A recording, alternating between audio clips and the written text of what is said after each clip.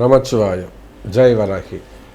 Happy new year. உலக மக்கள் அனைவருக்கும் வாராகியுடைய நல்வாழ்த்துக்கள், நல்லாசிகள், இனிய ஆங்கில புத்தாண்டு நல்வாழ்த்துக்கள். இந்த புது வருஷம் எப்படி இருக்க போகுது? 2026 எல்லாருமே ரொம்ப ஆவலோடு எதிர்பார்த்து காத்து கொண்டிருக்கிறோம். ரொம்ப ஒரு மிகுந்த எதிர்பார்ப்பு. காரணம் என்னன்னு கேட்டிங்கனாக்கா, அந்த 2025 கிட்டத்தட்ட எல்லாருக்குமே ஒரு ஹைக் ஒரு வளர்ச்சியை கொடுத்தது அப்படின்னு சொல்லலாம். நிறைய தடுமாற்றத்தில் இருந்தவர்கள், நெக்ஸ்ட்டு என்ன செய்கிறதுன்னு தெரியாமல் இருந்தவங்க, நிறைய அரசியல் நண்பர்கள், அரசியல் தலைவர்கள், நிறைய அரசியல் ஃப்ரெண்ட்ஸுக்கெல்லாம் ஒரு நல்ல ஃப்யூச்சர் கிடச்சிது, ஒரு பெரிய செட்டில்மெண்ட்டு கிடச்சிதுன்னு நம்ம சொல்லலாம்.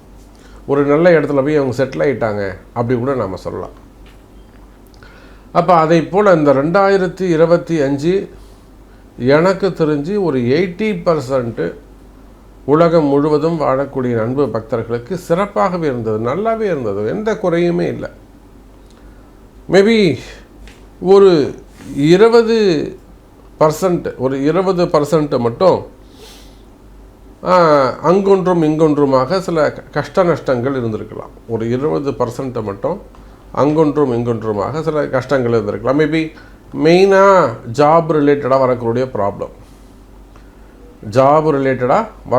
ப்ராப்ளம், வேலை போயிடுச்சு, வேலை தேடினேன், வேலை கிடைக்கல, அண்ட் தென் அதில் வந்து ட்ரபுள், இல்லைனா அங்கே இது என்ன ஒரு சட்ட சிக்கல்கள் மாட்டி விட்டுறது, ஒரு கேஸ் போடுற மாதிரி இருக்குது, ஒரு வீண் பழி சுமத்துவது, ஒரு பெரிய ஆபத்தில் போய் மாட்டிக்கிறது.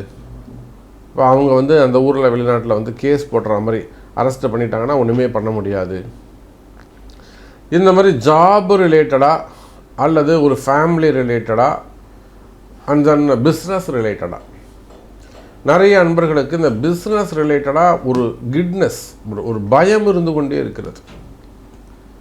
பிஸ்னஸ் ரிலேட்டடாக நிறைய அன்பர்களுக்கு நம்ம நிறைய பார்க்குறோம். ஒரு பெரிய பிஸ்னஸ் பண்ணுறாங்க, ஒரு பெரிய ஃபேக்ட்ரி வச்சு நடத்துகிறாங்க, வருஷத்துக்கு ஒரு 100 கோடி ரூபாய்க்கு மேலே டிரான்சாக்ஷன் பண்ணுறாங்க. அவங்கள ஒரு கிரீட்னஸ் வந்துடுது, ஒரு நடுக்கம் வந்துடுது.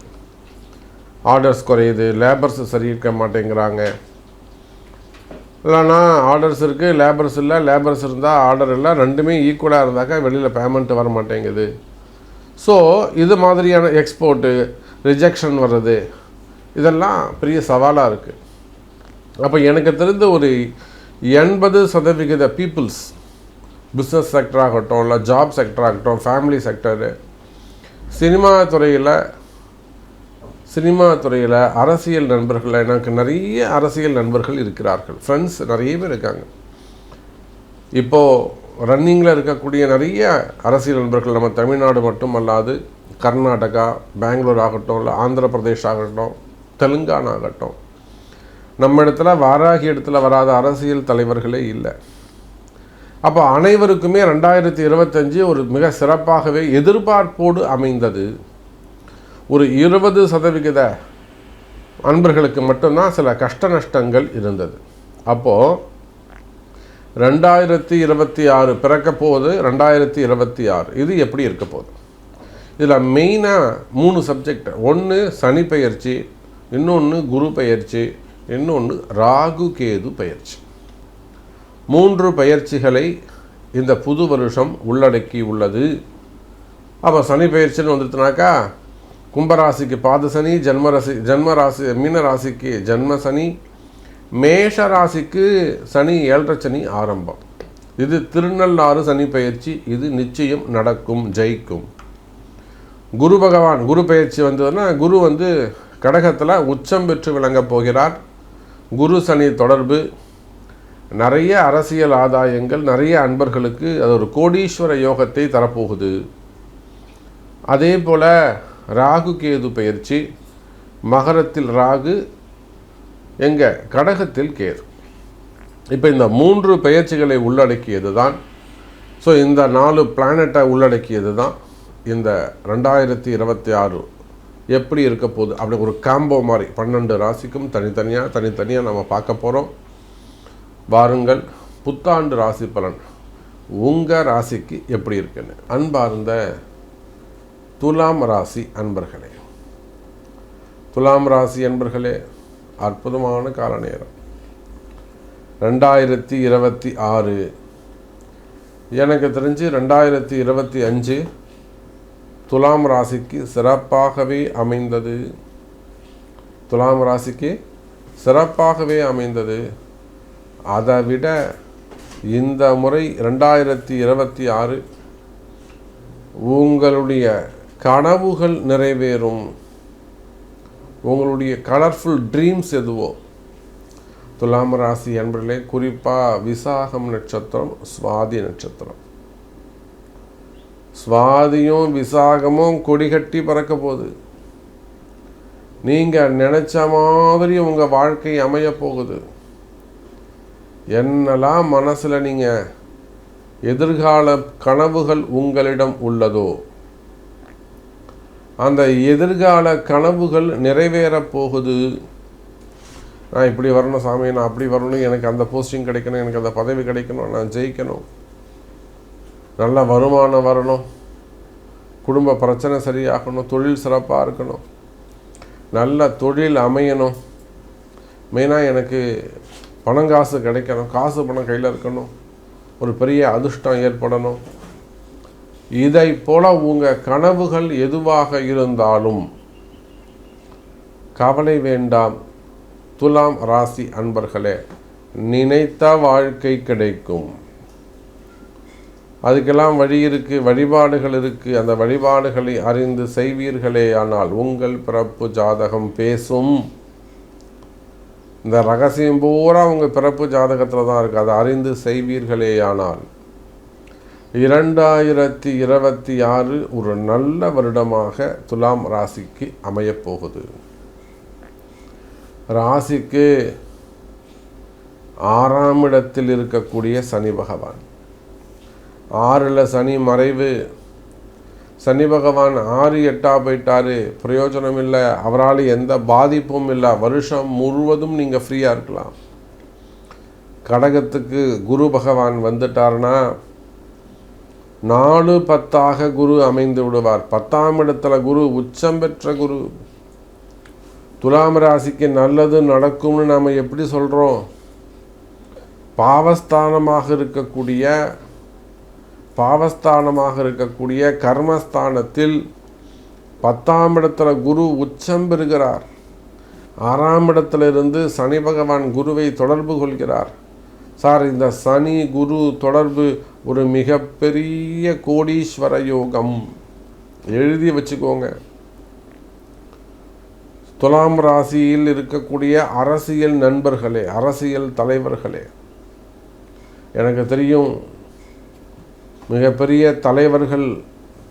மிகப்பெரிய தலைவராக வருவதற்கு, அந்த போஸ்டிங், அந்த பதவியை அடைவதற்காக முயற்சி செய்யக்கூடியவர்கள். எனக்கு அந்த போஸ்டிங் தான் வேணும், நான் சிஎம் ஆகணும், நான் அப்படித்தான் இருக்கணும், நான் மந்திரி ஆகணும், எம்பி ஆகணும், அப்படியெல்லாம் போட்டி போடக்கூடிய அந்த மாதிரி கலர்ஃபுல்லான எண்ணங்களை வைத்திருக்கக்கூடியவர்கள் எல்லாம் துலாம் ராசி என்பர்கள். கவலை வேண்டாம் அரசியல் நண்பர்களே, 2026 அரசியல் வாழ்க்கை சிறப்பாக இருக்கும்.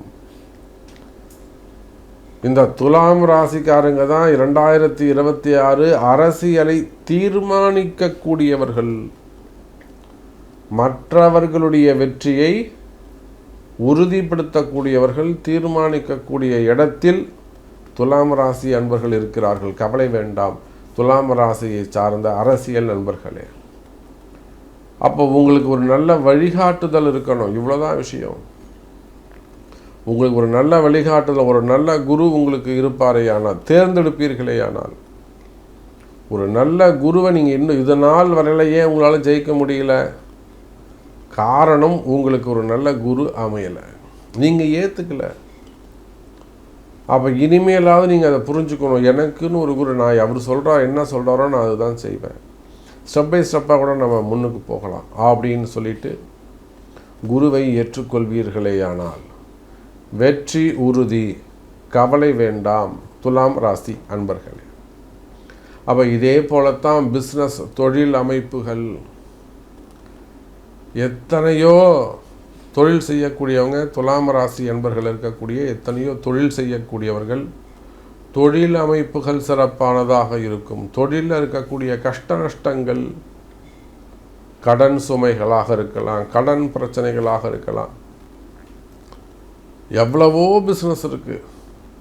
ஸ்கூல் வச்சு நடத்தக்கூடியவங்க, காலேஜஸ் வச்சு நடத்தக்கூடியவங்க, திரையரங்கு தியேட்டர்ஸ் வச்சு நடத்தக்கூடியவங்க, மால் சென்டர்ஸ் வச்சு நடத்தக்கூடியவங்க, ஈவெண்ட் மேனேஜ்மெண்ட்ஸு, அதே போல் டூர்ஸ் அண்டு ட்ராவல்ஸ் வச்சு நடத்தக்கூடியவங்க, பேக்கர்ஸ் வச்சு நடத்தக்கூடியவங்க, ஹோட்டல் இண்டஸ்ட்ரி, இன்னும் சொல்லப்போனால் திருமண மண்டபங்கள், அதே போல் ஃபிலிம் இண்டஸ்ட்ரி, சினிமா துறையை சார்ந்தவர்கள், அரசியல் துறையை சார்ந்தவர்கள், ஸ்கூலு காலேஜஸ் வச்சு நடத்தக்கூடியவங்க, ஸ்கூல்ஸ் வச்சு நடத்தக்கூடியவர்கள், எஜுகேஷன் செக்டர்ஸு, அதே போல் டாக்டர்ஸ், ஹாஸ்பிட்டல்ஸ் வச்சு நடத்தக்கூடியவங்க, கார்ப்பரேட் நிறுவனங்கள், மல்டி லெவல் பிஸ்னஸ் பண்ணக்கூடியவங்க, பெரிய அளவில் மல்டி லெவல் பிஸ்னஸ் பண்ணக்கூடியவங்க, கார்ப்பரேட் நிறுவனங்கள், அது எந்த துறையாக வேண்டுமானாலும் இருக்கலாம். அதே போல் பேங்க் செக்டர்ஸு, ப்ரைவேட் பேங்க்கோ, கவர்மெண்ட் பேங்க்கோ, bank sectors, insurance, own business செய்யக்கூடியவர்கள், சின்ன சின்னதாகவோ இல்லை பெரிய அளவுலையோ ஓனாக சொந்தமாக தொழில் செய்யக்கூடியவங்க. அப்போ யாராக இருந்தாலும் துலாம் ராசி என்பர்களே கவலை வேண்டாம். உங்கள் தொழில் அமைப்புகள் சிறப்பானதாக 10ஆம் இடத்துல பாவஸ்தானத்தில் அந்த கர்மாதிபதின்னு சொல்லக்கூடிய சனியுடைய பார்வையோடு கெட்டவன் கெட்டில் ராஜயோகம். துலாம் ராசிக்கு 3க்கும் 6க்கும் உடைய குரு பகவான் சிறப்பு இல்லை. அவன் போய் 10ஆம் இடத்துல உச்சம் பெறுகிறார். முழு பாவியாக இருக்கக்கூடிய குரு பகவான் 10ஆம் இடத்துல உச்சம் பெறுகின்ற போது மற்றொரு பாவியாக இருக்கக்கூடிய சனியின் தொடர்பு, அதோட கூட ராகுவுடைய தொடர்பும் குருவுக்கு கிடைக்க போகுது. சார், அபரிமிதமான ஒரு ராஜ யோகம் துலாம் ராசிக்கு காத்திருக்கிறது. நீங்கள் சாதாரண ஒரு நிலையில் இருக்கலாம். நேற்று வரலாம் நம்ம நிறைய பேர் சொல்லுவோம், சும்மாவே நம்ம சைக்கிளை வந்து நம்பாவேன், இன்றைக்கி பார்க்குறோம் பெரிய காரில் BMW காரில் போகிறான்பா, ஃப்ளைட்டில் தான் போகிறான், ஃப்ளைட்டில் தான்ப்பா வரான், காலிலே தரையில் பட மாட்டேங்குது. இதெல்லாம் தான் ஒரு அபரிமிதமான வளர்ச்சி.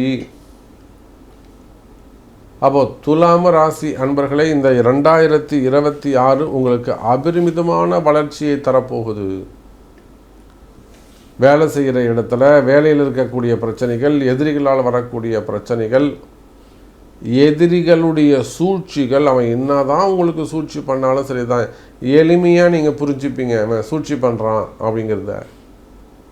அப்போ எளிமையான அந்த சூழ்ச்சியை புரிஞ்சுட்டு அதுக்கு ஏற்ற மாதிரி நீங்கள் எளிமையாக நடந்துட்டு போவீங்க.